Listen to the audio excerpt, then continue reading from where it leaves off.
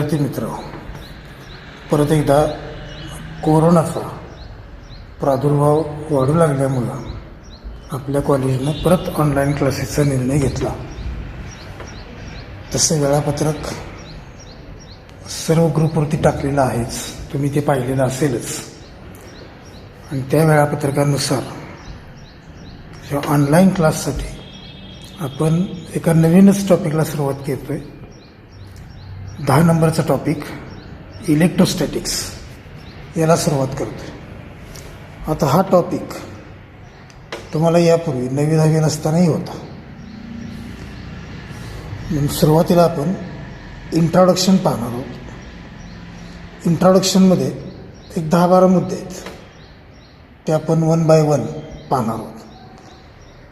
तुम्हाला हे माहीत आहेच की 2 प्रकारचे चार्जेस असतात. इलेक्ट्रिक चार्जेस 2 प्रकारचे असतात, एक पॉझिटिव्ह चार्ज आणि दुसरा निगेटिव्ह चार्ज. आणि त्यामुळे पहिला मुद्दा तोच आहे की there are 2 types of charges. One is positive charge and other is negative charge. दुसरा मुद्दा असा आहे की ॲटमची कन्स्ट्रक्शन, ॲटमची रचना तुम्हाला यापूर्वी माहिती आहे. ॲटममध्ये सेंटरला न्यूक्लियस असतो, त्याला मराठीमध्ये आपण अणुकेंद्रक असं म्हणतो. आणि न्यूक्लियसच्या भोवती सर्क्युलर ऑर्बिटमध्ये इलेक्ट्रॉन्स फिरत असतात. तर न्यूक्लियसच्या आत प्रोटॉन्स आणि न्यूट्रॉन्स असतात. न्यूक्लियसच्या आत जे प्रोटॉन्स आहेत त्याच्यावरती पॉझिटिव्ह चार्ज असतो, म्हणजेच protons are positively charged particles. न्यूक्लियसच्या भोवती सर्क्युलर ऑर्बिटमध्ये जे इलेक्ट्रॉन्स फिरत असतात त्यांच्यावरती निगेटिव्ह चार्ज असतो, म्हणून electrons are negatively charged particles. न्यूक्लियसच्या आत जे न्यूट्रॉन्स असतात त्यांच्यावरती कुठलाही चार्ज नसतो किंवा ते इलेक्ट्रिकली न्यूट्रल असतात, म्हणून न्यूट्रॉन्स हॅव नो चार्ज. ॲटमच्या सेंटरला न्यूक्लियस, न्यूक्लियसच्या आत प्रोटॉन्स आहेत आणि ते पॉझिटिव्हली चार्जड आहेत. न्यूक्लियसच्या आत न्यूट्रॉन्स देखील आहेत, पण त्याच्यावरती कुठलाही चार्ज नाही. परंतु न्यूक्लियसच्या बाहेर सर्क्युलर ऑर्बिटमध्ये जे इलेक्ट्रॉन्स फिरत असतात त्या इलेक्ट्रॉन्सवरती निगेटिव्हली चार्जड पार्टिकल्स आहेत. So protons are positively charged particles, electrons are negatively charged particles and neutrons have no charge. ॲटममध्ये असणारे हे जे 3 पार्टिकल्स आहेत, प्रोटॉन्स, इलेक्ट्रॉन्स अँड न्यूट्रॉन्स, हे तिन्ही एलिमेंटरी पार्टिकल्स आहेत. So protons,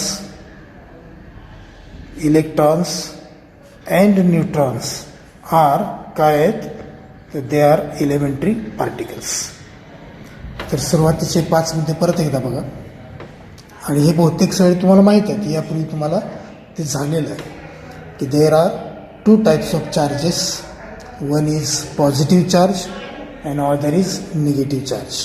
Second, protons are positively charged particles. Third, electrons are negatively charged particles. Neutrons have no charge or they are electrically neutral. And these 3 particles, protons, electrons and neutrons, are the elementary particles. So in atom there are 3 particles, protons, electrons and neutrons, and these 3 particles are called as elementary particles. And out of these elementary particles, protons are positively charged, electrons are negatively charged and neutrons have no charge. पुढे जाऊ आपण. 2 bodies, कोणत्याही 2 bodies जर एकमेकावरती रब केल्या, घासल्या, चोळल्या, तर त्या दोन बॉडीजमध्ये इलेक्ट्रॉन्स ट्रान्सफर होतात. इलेक्ट्रॉन्स ट्रान्सफर होतात याचाच अर्थ दोनपैकी कुठली तरी एक बॉडी इलेक्ट्रॉन गमावते, त्याचवेळी दुसरी बॉडी इलेक्ट्रॉन प्राप्त करते. मग जी बॉडी इलेक्ट्रॉन्स गमावते त्या बॉडीवरती पॉझिटिव्ह चार्ज तयार होतो. तर जी बॉडी इलेक्ट्रॉन्स प्राप्त करते त्या बॉडीवरती निगेटिव्ह चार्ज तयार होतो. आणि ही जी प्रोसेस आहे त्या प्रोसेसला इलेक्ट्रिसिटी बाय फ्रिक्शन असं म्हणायचं. परत एकदा नीट लक्षपूर्वक ऐका. कोणत्याही दोन बॉडीज काय करायच्या तर रब करायच्या, एकमेकीवरती घासायच्या. तसं केल्यामुळं काय होतं तर इलेक्ट्रॉन्स ट्रान्सफर होतात. म्हणजे काय होतं तर दोनपैकी कुठली तरी एक बॉडी इलेक्ट्रॉन गमावते तर दुसरी बॉडी त्याचवेळी इलेक्ट्रॉन प्राप्त करते.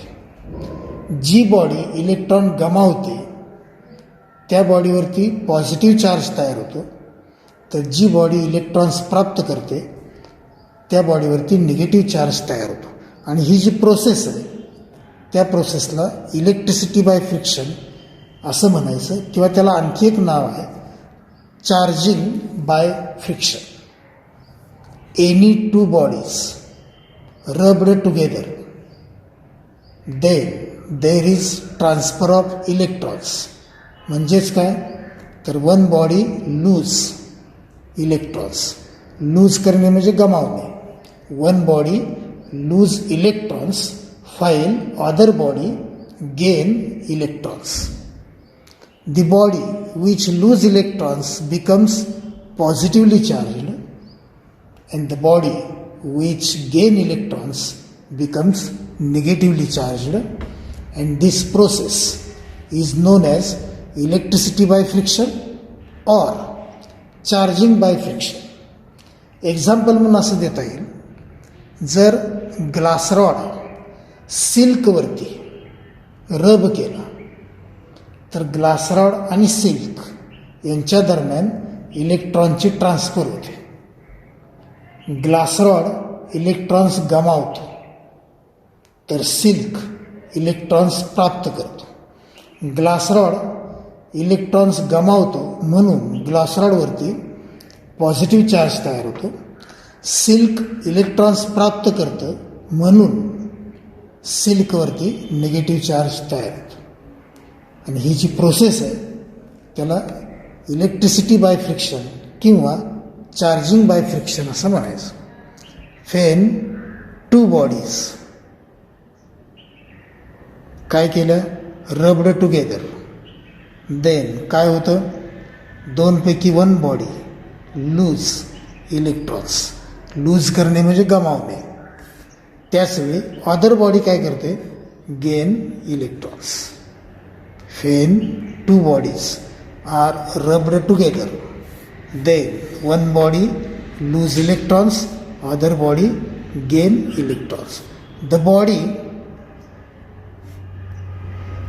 body which lose electrons becomes positively charged, and the body which gain electrons becomes negatively charged. And this process is known as electricity by friction or charging by friction. Two bodies काय केलं rubbed together, काय होतं one body lose electrons and other body gain electrons. पुढं काय होतं the body which loose electrons काय होते becomes positively charged and the body which gain electrons becomes negatively charged. And this process is known as electricity by friction or charging by friction. पुढे जाऊ आपण. Electricity by induction. जर एखादी positively charged body असेल, positively charged body, आणि या बॉडीच्या जवळ जर एखादा अनचार्जड कंडक्टर आणला अनचार्ज, कुठलाही चार्ज नसलेला कंडक्टर जवळ आणला, फक्त जवळ आणायचा. तो पॉझिटिव्हली चार्जड बॉडीला टच करायचा नाही, फक्त जवळ आणायचा. जितका जवळ आणता येईल तेवढा आणायचा. असं केल्यामुळं हा जो कंडक्टर आहे त्याच्या नियर साईडवरती निगेटिव्ह चार्ज तयार होतो. जे जवळचं टोक आहे त्या टोकावरती निगेटिव्ह चार्ज तयार होतो, तर जे फार साईड आहे म्हणजे दूरचं टोक त्याच्यावरती पॉझिटिव्ह चार्ज तयार होतो. परत एकदा ऐका. ही चार्जड बॉडी, तर हा अनचार्जड कंडक्टर, कुठलाही चार्ज नसलेला कंडक्टर जर आपण या चार्ज बॉडीच्या फक्त जवळ आणला तर कंडक्टरच्या या नियर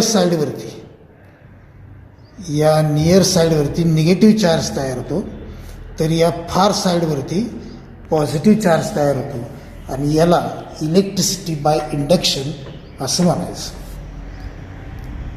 इफ अनचार्जड कंडक्टर, कुठलाही चार्ज नसलेला conductor is brought near a positively charged body, then negative charge is produced on near side and positive charge is produced on far side, and this is called as electricity by induction. परत एकदा नीट लक्ष देऊन ऐका. एक charged body आहे, एक uncharged conductor आहे. Uncharged conductor is brought near to positively charged body, then this negative charge is produced on near side. या उलट positive charge is produced on far side, and this is called as electricity by induction. तर दोन पद्धती आपण बघितल्या, electricity by friction आणि electricity by induction. Electricity by फ्रिक्शनमध्ये दोन बॉडीज एकमेकावरती रब करतो, घासतो. या उलट इलेक्ट्रिसिटी बाय इंडक्शनमध्ये दोन बॉडीज एकमेकाच्या फक्त जवळ आणायच्या आहेत आणि दोन बॉडीपैकी एक चार्जड आहे तर दुसरी अनचार्जड आहे. इलेक्ट्रिसिटी बाय फ्रिक्शनमध्ये इलेक्ट्रॉन ट्रान्सफर होतात. इलेक्ट्रिसिटी बाय इंडक्शनमध्ये तसे कुठलेही इलेक्ट्रॉन ट्रान्सफर होत नाहीत. केवळ इंडक्शनमुळं इथं चार्जेस तयार होतात. जवळच्या बाजूवरती म्हणजेच नियर साईडवरती निगेटिव्ह चार्ज तयार होतो, तर दूरच्या बाजूवरती फार साईडवरती पॉझिटिव्ह चार्ज तयार होतो. आणि ही जी प्रोसेस आहे त्याला इलेक्ट्रिसिटी बाय इंडक्शन असं म्हणायचं. आता आपण पुढे जाऊ.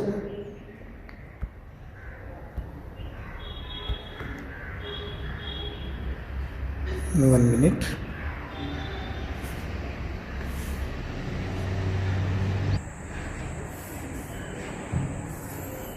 तर परत एकदा बघा. If uncharged conductor is brought near a positively charged body, then negative charge is produced on near side of conductor and positive charge is produced on far side of conductor, and this process is called as electricity by induction. आपण पुढे जाऊ. Law of conservation of charge. आता हा जो तुम्हाला यापूर्वी झालेला आहे, या लॉचा आशय असा आहे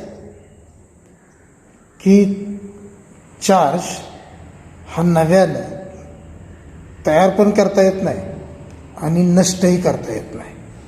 आणि एखाद्या आयसोलेटेड सिस्टीमचा टोटल चार्ज हा नेहमी कॉन्स्टंट राहतो. हे लॉ ऑफ कॉन्झर्वेशन ऑफ चार्जचं आशय आहे. 2-3 मुद्दे आहेत. एक, चार्ज तयार करता येत नाही. 2, चार्ज नष्टही करता येत नाही. आणि 3, एखाद्या सिस्टीममधला एकूण चार्ज हा नेहमी कॉन्स्टंट राहतो. किंवा इंग्रजीत सांगायचं म्हटलं तर charge can neither be created nor be destroyed and total charge of an isolated system remains constant. हे law of conservation of charge is a statement. Charge can neither be created. To create म्हणजे तयार करणे आणि to destroy म्हणजे नष्ट करणे. तर charge can neither be created, charge create करता येत नाही आणि तो डिस्ट्रॉय पण करता येत नाही. Total charge of an isolated system हा कॉन्स्टंट राहतो. Charge can neither be created nor be destroyed and total charge of an isolated system remains constant. आता मगाशी सांगितलेले एक्झाम्पल आपण परत विचारात घेऊ. मगाशी मी सिल्क आणि ग्लास रॉड याचं एक्झाम्पल सांगितलं होतं. ज्यावेळेला आपण ग्लास रॉड सिल्कवरती रब करतो त्यावेळेला ग्लास रॉडवरती पॉझिटिव्ह चार्ज तयार होतो, तर सिल्कवरती निगेटिव्ह चार्ज तयार होतो. ॲक्च्युली ग्लास रॉडवरती जो पॉझिटिव्ह चार्ज तयार होतो तो नव्यानं तयार झालेला नसतो, किंवा सिल्कवरती जो निगेटिव्ह चार्ज तयार होतो तोही नव्यानं तयार झालेला नाही. ज्यावेळेला आपण ग्लास रॉड आणि सिल्क एकमेकावरती रब करतो त्यावेळी इलेक्ट्रॉनचं ट्रान्सफर होतं आणि इलेक्ट्रॉन्सवरती निगेटिव्ह चार्ज असल्यामुळं जी बॉडी इलेक्ट्रॉन्स प्राप्त करते त्याच्यावरती निगेटिव्ह चार्ज तयार होतो, तर जी बॉडी इलेक्ट्रॉन्स गमावते त्या बॉडीवरती पॉझिटिव्ह चार्ज तयार होतो. इथं ग्लास रॉडवरती तयार झालेला पॉझिटिव्ह चार्ज किंवा सिल्कवरती तयार झालेला निगेटिव्ह चार्ज हा नव्यानं तयार झालेला नाही, कुठलाच चार्ज तयार करता येत नाही. तर तिथं चार्ज ट्रान्सफर झालेला असतो.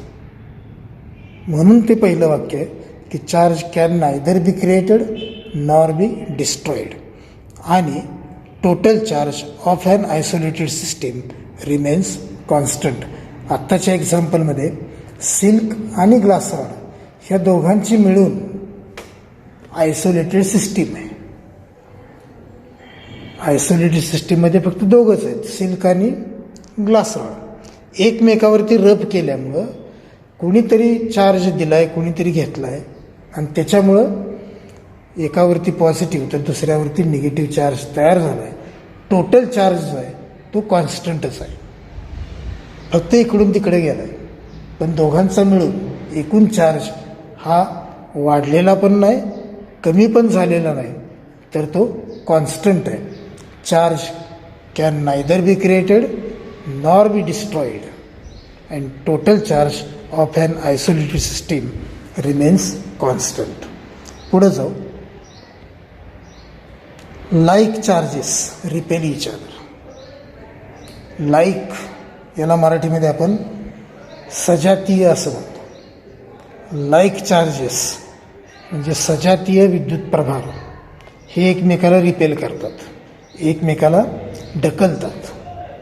दोन पॉझिटिव्ह चार्जेस एकत्र आणायचा प्रयत्न केला तर ते दोन्ही चार्जेस एकमेकाला ढकलतात म्हणजेच रिपेल करतात. या उलट जर अनलाईक चार्जेस असतील, अनलाईक विजातीय, अनलाईकला मराठीमध्ये विजातीय असं म्हणायचं. दोनपैकी एक पॉझिटिव्ह असेल एक निगेटिव्ह असेल तर दोघांना मिळून अनलाईक चार्जेस म्हणायचं. तर हे दोन अनलाईक चार्जेस एकमेकाला अट्रॅक्ट करतात. दोन पॉझिटिव्ह चार्जेस एकमेकाला रिपेल करतात, दोन निगेटिव्ह चार्जेससुद्धा एकमेकाला रिपेल करतात. परंतु दोनपैकी एक पॉझिटिव्ह असेल एक निगेटिव्ह असेल तर मात्र ते एकमेकाला अट्रॅक्ट करतात. म्हणून हा 9वा पॉईंट आहे. Like charges repel each other while unlike charges attract each other. पुढे जाऊ. इलेक्ट्रॉनवरती निगेटिव्ह चार्ज असतो आणि चार्ज ऑन इलेक्ट्रॉन याला नोटेशन आहे -e, तर त्याची किंमत आहे -1.6 into 10⁻⁻19 coulomb. Charge on electron याचं नेचर कोणतं, तर निगेटिव्ह.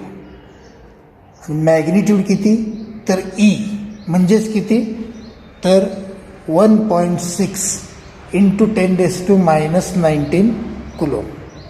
या उलट चार्ज ऑन प्रोटॉन याचं नेचर पॉझिटिव्ह, किंमत ईच. इलेक्ट्रॉनवरती जो चार्ज आहे त्याची जी मॅग्निट्यूड आहे ई, तेवढीच मॅग्निट्यूड असणारा चार्ज प्रोटॉनवरती असतो, पण नेचर मात्र positive. So charge on proton is plus 1.6 into 10⁻⁻19 coulomb, and 1.6 into 10⁻⁻19 coulomb is the minimum value of charge. एखाद्या बॉडीवरती जर चार्ज असेल तर तो 1.6 इंटू 10⁻⁻19 कुलोम इतका असेल किंवा त्यापेक्षा जास्त असेल.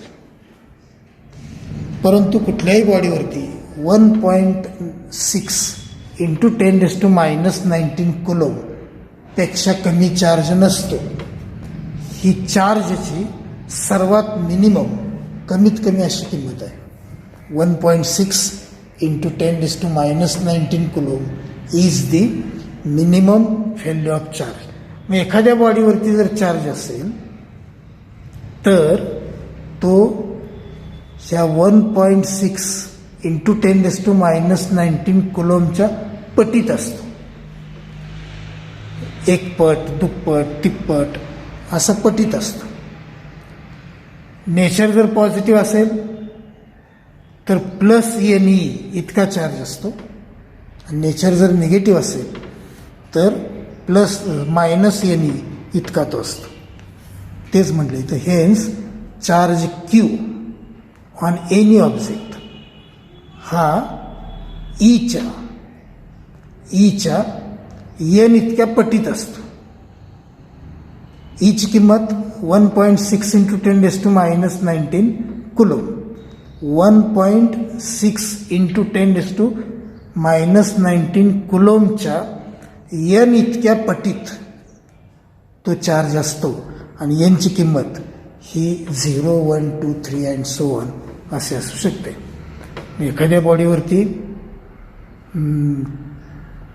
2 इंटू 1.6 इंटू 10⁻⁻19 कुलोम असू शकेल.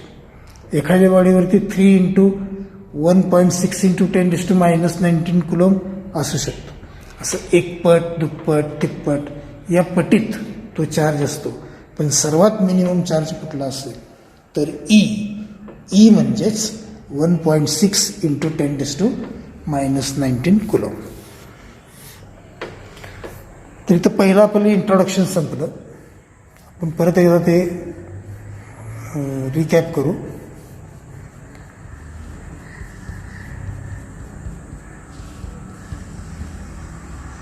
There are two types of charges.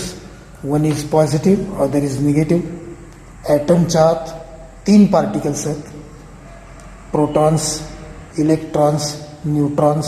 Protons are positively charged particles, electrons are negatively charged particles, and neutrons have no charge, and these particles are called as elementary particles.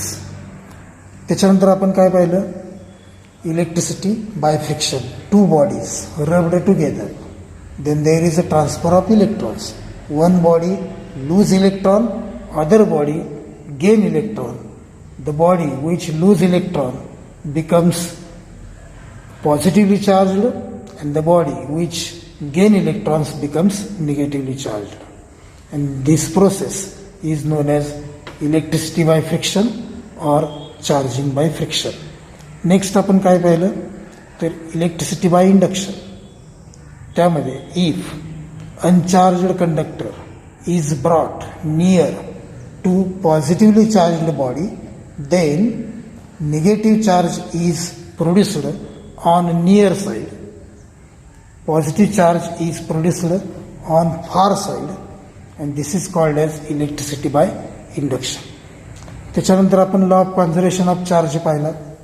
Charge can neither be created nor be destroyed, and total charge of an isolated system remains constant. त्याच्यानंतर दोन मुद्दे आपण असे पाहिले की like charges positive positive और negative negative. Like charges repel each other, unlike charges attract each other. त्यानंतर charge on electron is minus 1.6 into 10 raised to minus 19 coulomb. Here minus is the nature of charge, and 1.6 into 10 raised to minus 19 coulomb is the magnitude. Similarly, charge on proton is also same, but nature is positive. 1.6 into 10 raised to minus 19 coulomb, and this charge is minimum.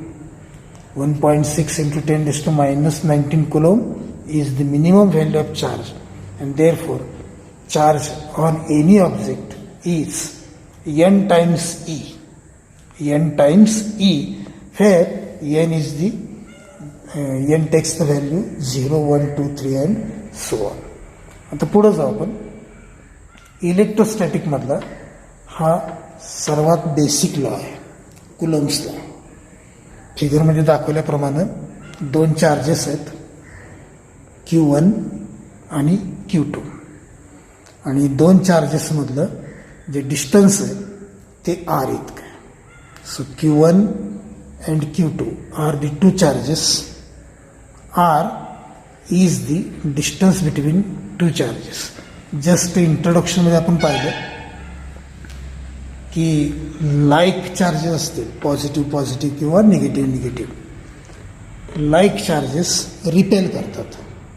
या उलट आपण असंही पाहिलं की unlike charges, one is positive other is negative, unlike charges attract each other.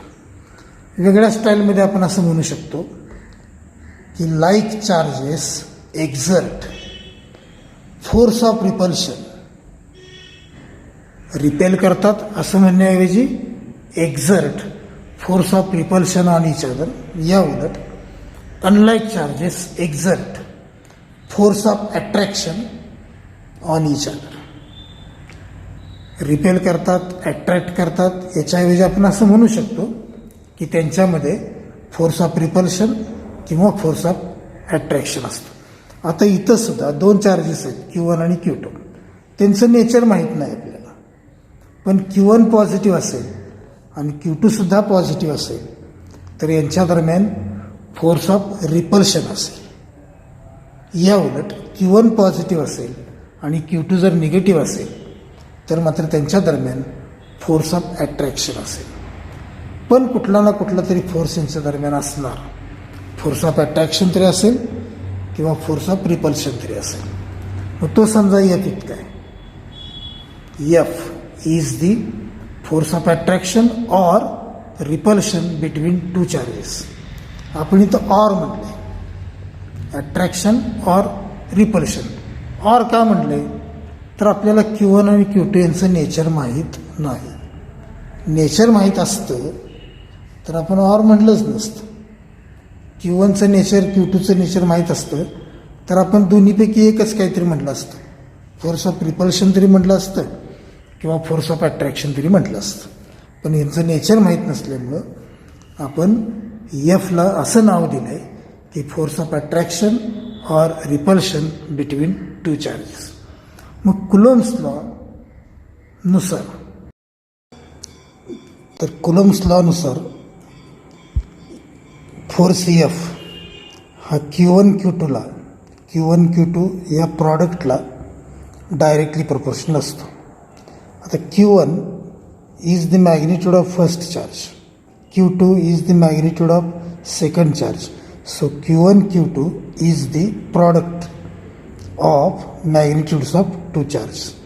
तर पहिला मुद्दा असा की force F is directly proportional to product of magnitudes of two charges. याशिवाय कुलम्स लॉ नुसार F is inversely proportional to R square. आणि आपल्याला माहीत आहे आर हे डिस्टन्स बिटवीन टू चार्जेस, त्यामुळे आपण असं म्हणू शकतो की F is inversely proportional to square of distance between two charges. परत एकदा लक्षात घ्या, Q1 Q2 are the two charges, R distance between two charges, and F is the force between Q1 and Q2. Then by Coulomb's law, F is directly proportional to Q1 Q2. म्हणजेच F is directly proportional to product of magnitudes of two charges. Secondly, F is inversely proportional to R square. म्हणजेच F is inversely proportional to square of distance between two charges. हे दोन्ही statement आहेत. F is directly proportional to Q1 Q2 आणि F is inversely proportional to R square. दोन्ही statement आहेत, equations नाहीत. आणि दोन्ही स्टेटमेंट जर आपण कंबाईन केली तर एकच स्टेटमेंट असं लिहिता येईल की F is directly proportional to Q1 Q2 by R square. असं एकच स्टेटमेंट लिहिता येईल. पुढे जाऊ आपण. F is directly proportional to Q1 Q2 by R square. इथं जर आपण कॉन्स्टंट के वापरला तर F is directly proportional to Q1 Q2 by R square या स्टेटमेंटचं इक्वेशनमध्ये रूपांतर होईल. F is equal to K Q1 Q2 by R square. And this is mathematical statement of Coulomb's law. परत एकदा बघा. Q1 Q2 are the two charges, R distance between two charges, F is the force between Q1 and Q2. Then by Coulomb's law दोन statement आहेत. By Coulomb's law one is F is directly proportional to Q1 Q2 and second F is inversely proportional to R square. दोन्ही combine केली तर F is directly proportional to Q1 Q2 by R square. K constant वापरला तर इक्वेशनमध्ये रूपांतर होईल. F is equal to K into Q1 Q2 by R square. And this is mathematical statement of Coulomb's law. तर याच्यावरून कुलोम्स लॉचं जे wording आहे, शाब्दिक स्टेटमेंट, ते पण सांगता येतं याच्यावरून. आणि याच्यावरून कसं सांगायचं आहे ऐका. एफबद्दल म्हणायचं force of attraction or repulsion. एफबद्दल force of attraction or repulsion. Q1 Q2ला काय म्हणायचं, product of magnitudes of two charges. R स्क्वेअरला काय म्हणायचं, square of distance between two charges. एवढं माहीत असेल तर कुलोम्स लॉचं वर्डिंग आहे ते सांगता येतं. परत एकदा ऐका. एफला काय म्हणायचं, force of attraction or repulsion between two charges. Q1 Q2ला काय म्हणायचं, product of magnitudes of two charges. R स्क्वेअरला काय म्हणायचं, square of distance between two charges. हे माहीत असेल तर कुलोम्स लॉचं वर्डिंग असं सांगता येईल की force of attraction or repulsion between two charges at rest is directly proportional to product of magnitudes of two charges and inversely proportional to square of distance between two charges. परत एकदा ऐका. Force of attraction और repulsion between two charges is directly proportional to product of magnitudes of two charges and inversely proportional to square of distance between two charges. तर हे Coulomb's लॉचं statement, force of attraction और repulsion between two charges at rest is directly proportional to product of magnitudes of two charges and inversely proportional to square of distance between two charges. याच्याबद्दल काही comments आहेत. हे mathematical statement F is equal to K Q1 Q2 by R square हे Coulomb's लॉचं mathematical statement. यामध्ये K हा constant आहे, के हा कॉन्स्टंट आहे आणि ते कॉन्स्टंट केची किंमत 2 फॅक्टरवरती अवलंबून असते. Value of K depends on 2 factors.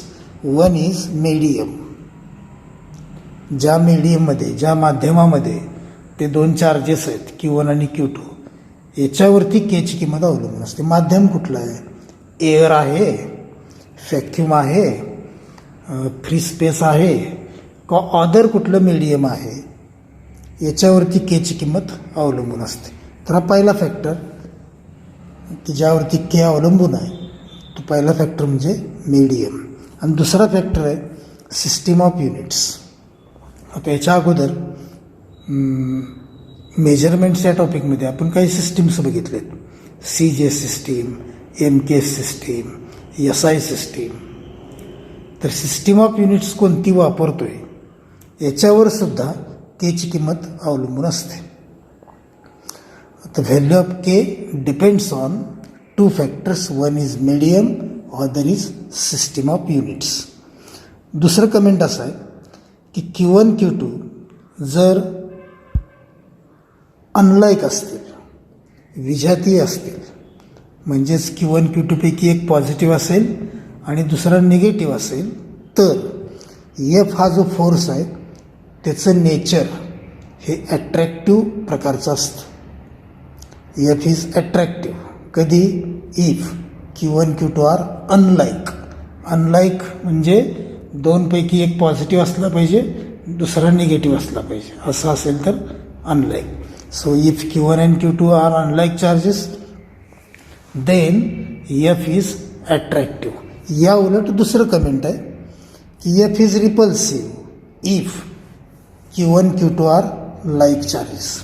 Q1 आणि Q2 दोन्हीही पॉझिटिव्ह असतील तर F हा रिपल्सिव्ह असेल. तसंच Q1 आणि Q2 दोन्ही निगेटिव्ह चार्जेस असतील तरीसुद्धा F हा रिपल्सिव्ह असेल. तरी 2 कमेंट्स परस्पर उलट असे आहेत. F is attractive if Q1 and Q2 are unlike charges, and त्याच्या उलट F is repulsive if Q1 and Q2 are like charges. पुढं जाऊ. पुढच्या आर्टिकलचं नाव आहे relative permittivity or dielectric constant. 2 नाव आहेत एकाच टर्मला.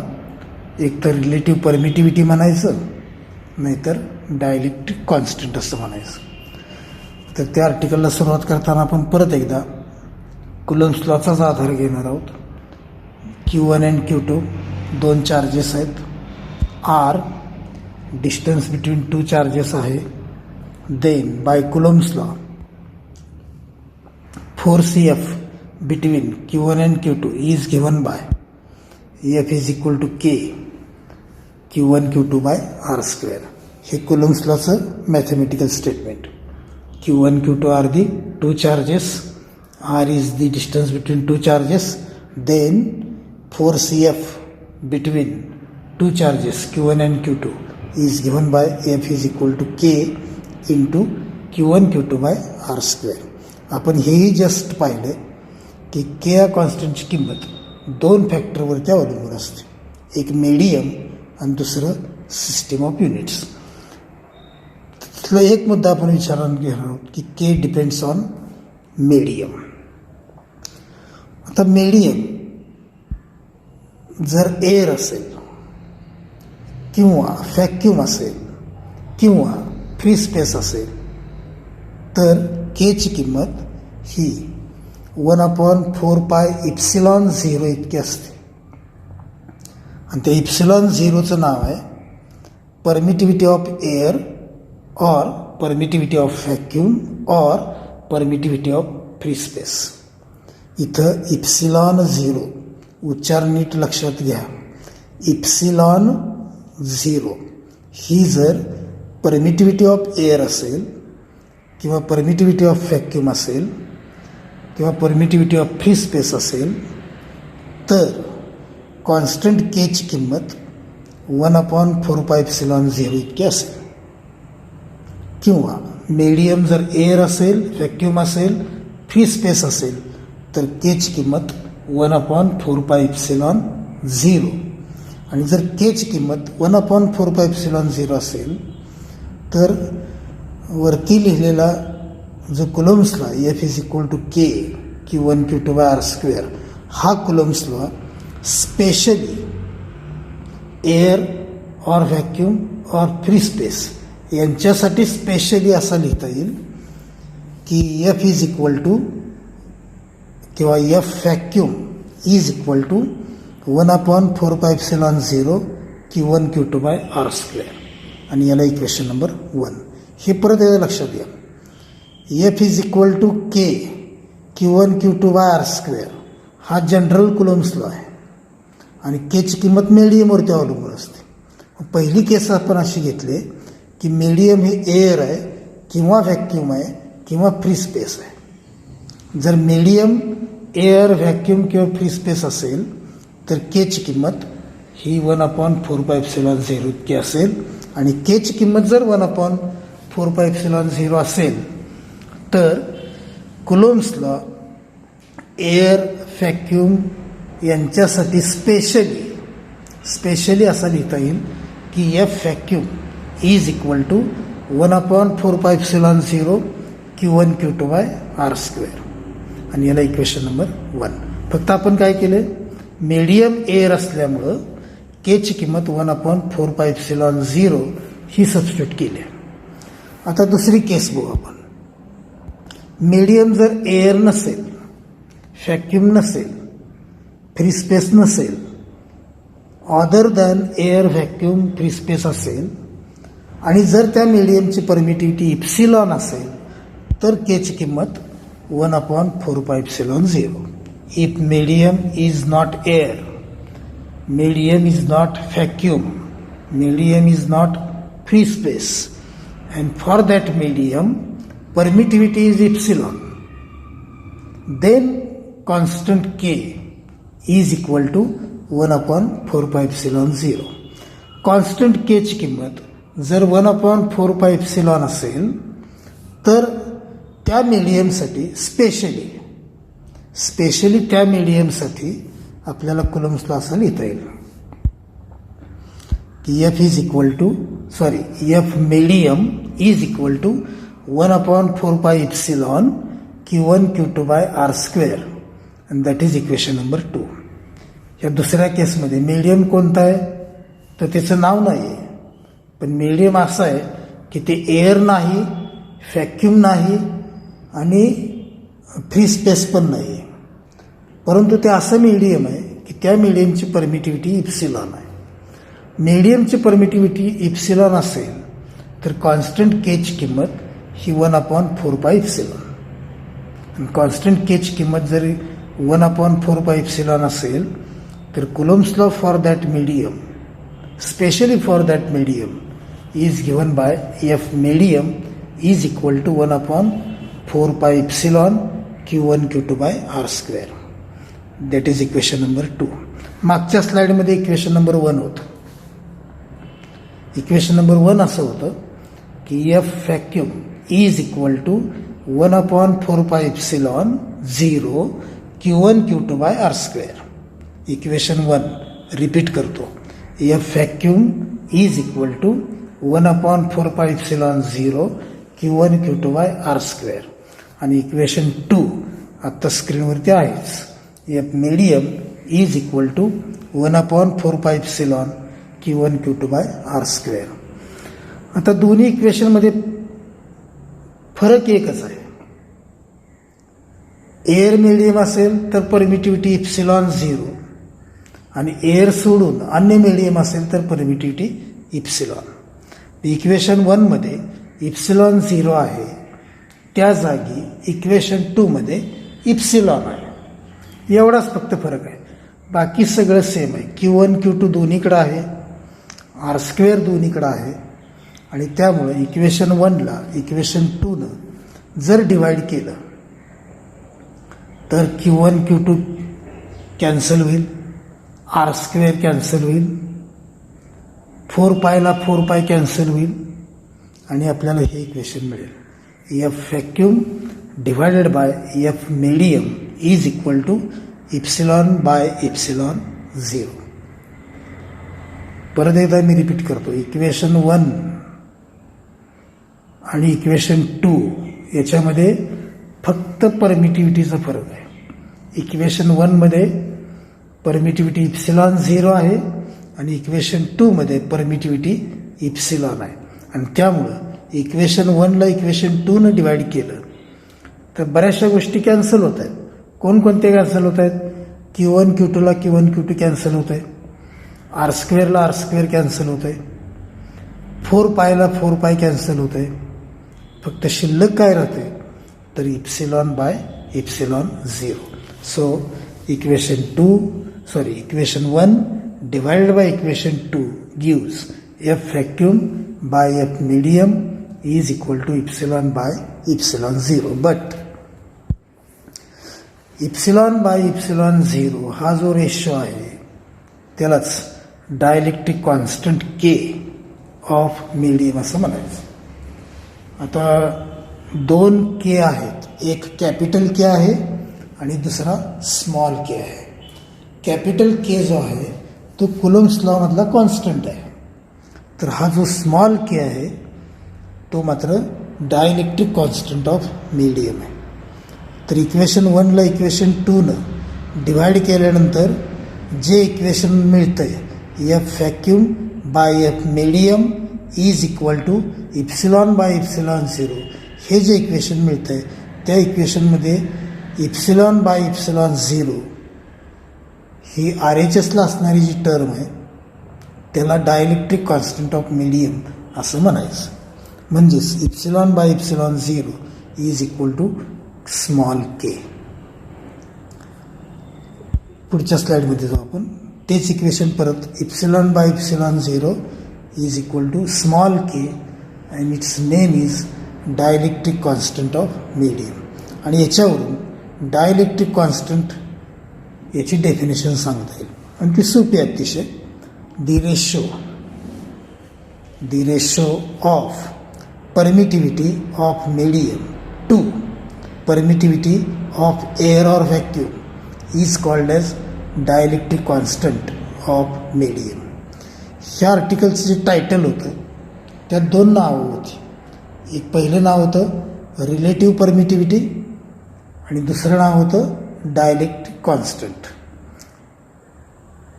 तर एकाच टर्मची ही 2 नावं आहेत. आत्ता स्क्रीनवरती आपल्याला डायलेक्ट्रिक कॉन्स्टंटची डेफिनेशन दिसते आणि डायलेक्ट्रिक कॉन्स्टंटलाच रिलेटिव्ह परमिटिव्हिटी असंही म्हणतात. म्हणून रिलेटिव्ह परमिटिव्हिटी हा शब्द वापरून ही डेफिनेशन अशी सांगता येईल. The ratio of permittivity epsilon of medium to permittivity epsilon 0 of air or vacuum is called as relative permittivity or dielectric constant of medium. तर हे जे शेवटचं आर्टिकल आपण पाहिलं त्याच्यामध्ये पहिल्यांदा कुलम्स लॉ आपण विचारात घेतला. F is equal to K Q1 Q2 by R². त्यानंतर 2 केसेस. पहिली case medium is air or vacuum. दुसरी case medium is other than air or vacuum. एअरसाठी परमिटिव्हिटी इप्सिलॉन 0 म्हणून एअरसाठी कॉन्स्टंट 1/4π इप्सिलॉन 0. म्हणून एअरसाठी स्पेशली एअरसाठी Coulomb's law F vacuum is equal to 1/4π epsilon 0 Q1 Q2 by R². याला आपण equation number 1 म्हटलं. दुसऱ्या केसमध्ये medium other than air or vacuum आणि त्यासाठी परमिटिव्हिटी इप्सिलॉन, त्यासाठी कॉन्स्टंट K ची किंमत 1/4π इप्सिलॉन आणि स्पेशली त्या मीडियमसाठी Coulomb's law F medium is equal to 1/4π epsilon Q1 Q2 by R² आणि त्याला आपण इक्वेशन नंबर 2 म्हटलं. इक्वेशन 1 ला इक्वेशन 2 न डिवाइड केलं की Q1 Q2 कॅन्सल होत आहे, R² कॅन्सल होत आहे, 4π कॅन्सल होत आहे आणि आपल्याला असं इक्वेशन मिळतं की F vacuum divided by F medium is equal to epsilon by epsilon 0. परंतु epsilon by epsilon 0 म्हणजेच dielectric constant K of medium, that is epsilon by epsilon 0 is equal to K, and this is mathematical definition of dielectric constant, and its wording is the ratio of permittivity epsilon of medium to permittivity epsilon 0 of air is called as dielectric constant of medium. इथंपर्यंत आपण इथं थांबणार आहोत. आपण आज आपण काय काय पाहिलं ते बघा. सुरुवातीला इंट्रोडक्शन पाहिली. इंट्रोडक्शनमध्ये आपण एकूण 11 पॉईंट्स बघितले. त्यातले महत्त्वाचे पॉईंट मी परत रिपीट करतो. There are 2 types of charges, positive and negative. Protons, electrons, neutrons are elementary particles. Then electricity by friction. If two bodies are rubbed together, then one body becomes positively charged, other body becomes negatively charged, and this is called as electricity by friction. त्यानंतर आपण मुद्दा बघितला electricity by induction. If uncharged conductor is brought near to positively charged body, then negative charge is produced on near side of conductor, and positive charge is produced on far side of conductor, and it is called as electricity by induction. त्याच्यानंतर आपण हेही पाहिलं की like charges असतील तर त्यांच्यामध्ये repulsion असतं, unlike charges असतील तर त्यांच्यामध्ये अट्रॅक्शन असते. याशिवाय आपण हेही पाहिलं की charge on electron, charge on proton याची किंमत मॅग्निट्यूड ई इतकी असते, म्हणजेच 1.6 × 10⁻⁻19 कुलोम इतकी असते. आणि त्यानंतर आपण कुलोम्स लॉ पाहिलं. F is equal to K Q1 Q2 by R². This is general mathematical statement of Coulomb's law. त्यानंतर आपण कुलोम्स लॉ फॉर एअर पाहिला. Coulomb's law for air or vacuum is F vacuum is equal to 1/4πε0 Q1 Q2 by R². त्याच्यानंतर आपण Coulomb's law for a medium other than vacuum पाहिला, आणि तो असा होता F medium is equal to 1/4πε Q1 Q2 by R². त्यानंतर सर्वात शेवटी आपण डायलेक्ट्रिक कॉन्स्टंट के ची डेफिनेशन पाहिली. डायलेक्ट्रिक कॉन्स्टंट के ची मॅथमॅटिकल डेफिनेशन अजूनही स्क्रीनवरती आहे. epsilon by epsilon 0 is equal to K, आणि त्याचं wording the ratio of permittivity epsilon of medium to permittivity epsilon 0 of air or vacuum is called as dielectric constant of medium. आणि आपण इथं थांबतोय. धन्यवाद.